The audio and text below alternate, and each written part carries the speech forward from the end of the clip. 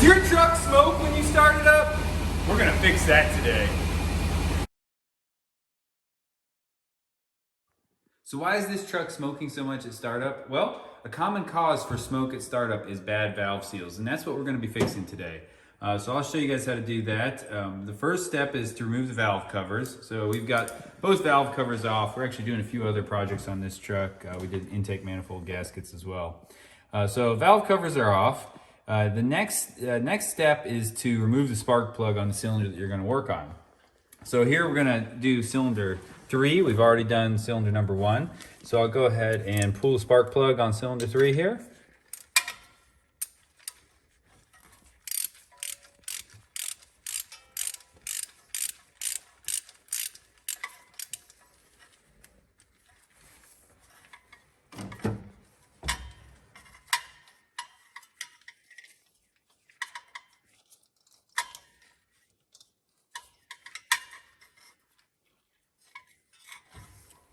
Okay, so we've got our spark plug there. Next up, we'll rotate the motor so that the piston is at top dead center on cylinder 3. And then we'll thread a hose into that spark plug hole so that we can pressurize the cylinder and keep the valves up when we remove the valve springs. So we've rotated the motor so that the piston on cylinder 3 is at top dead center. We've got one of these hoses, so this threads into the spark plug hole. The other end just is a quick connector for a standard air compressor hose. And we'll go ahead and thread that into the spark plug hole.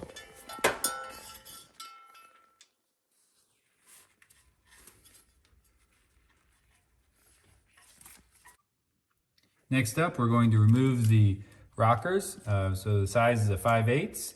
We'll go ahead and loosen both of these up.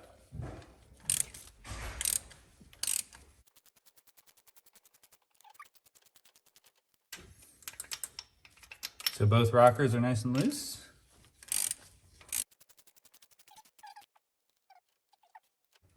All right, so there's the rear rocker. Make sure you keep these indexed, so you want to put the same one back into the same cylinder or in the same intake or exhaust. We're using a standard overhead valve spring compressor here. So we're going to start with the intake valve. So basically you want to grab the spring kind of on one of the lower coils, and you've got 2 offset teeth here to grab the spring.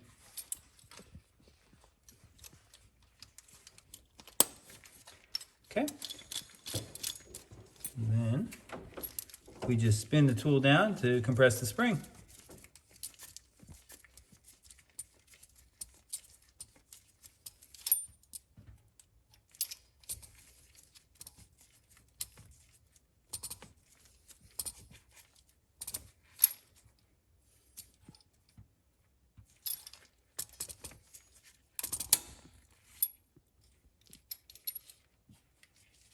Perfect. Now that we have the spring compressed, we'll go ahead and hook up our compressed air, and that'll keep both of the valves up so we can remove the keepers without the valves falling down.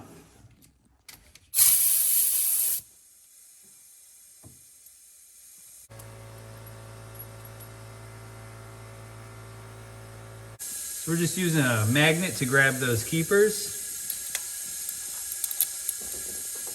So there's one.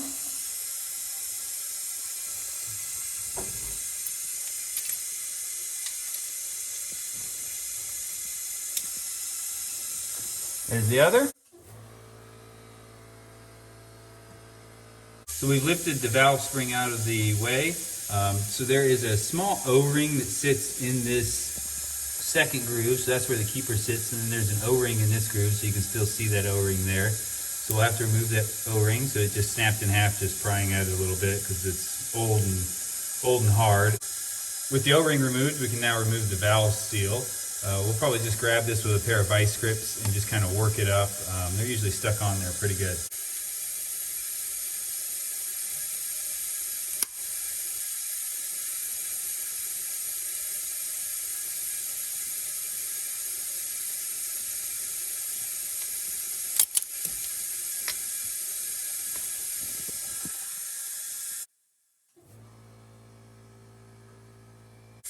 Show you guys the new intake valve seal.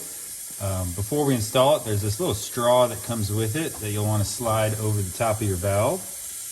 And that just prevents the seal from getting caught on any of those lips. And then basically you just push the new valve seal on.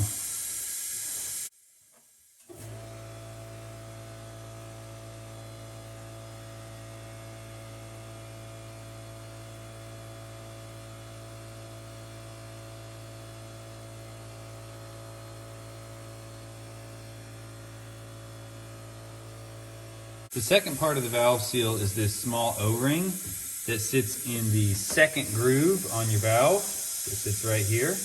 But before installing that, we've actually got to put our spring back on. And you'll have just enough space in there to slide that new O-ring in. With the O-ring in place, we're ready to put our keepers back in. So those will go in the top groove. All right, so we've got both keepers sitting in that groove. You can still see my valve spring is compressed, but I'm holding the entire assembly up to keep those keepers from popping out. And then I'll just loosen the valve spring.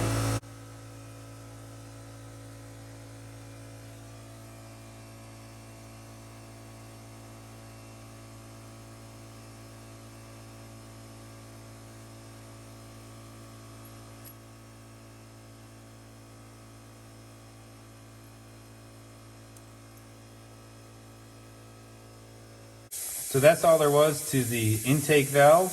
We're going to do the exhaust valve next, and I think this is really where a lot of our oil burn is coming from. We already did one cylinder, and the exhaust valves were just a lot more disintegrated than the intake valves were, but the procedure is exactly the same. So here we have the exhaust valve spring taken off. You can see that O-ring sitting in the second groove. It's pretty much shot. It was already broken when we pulled the valve spring off. And then the seal itself is just kind of a pile of mush. So you can kind of just see it sitting there. There's really not much left of it. And that's why we're getting so much oil burn. Here's a look at our new high temperature exhaust valve seal.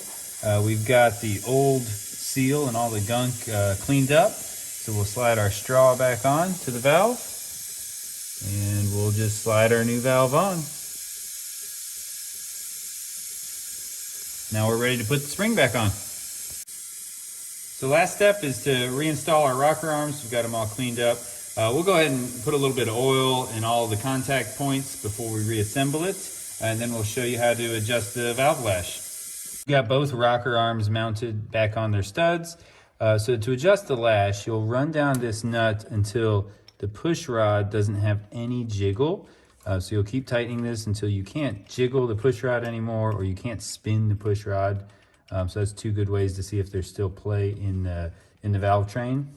Once you reach that level, the service manual says to tighten this nut one full turn beyond that point. So that's what we're going to do. We put the rest of the valve seals on, adjusted the lash on all of the valves, and now we're ready to put the valve covers back on. If you enjoyed this content, please do subscribe.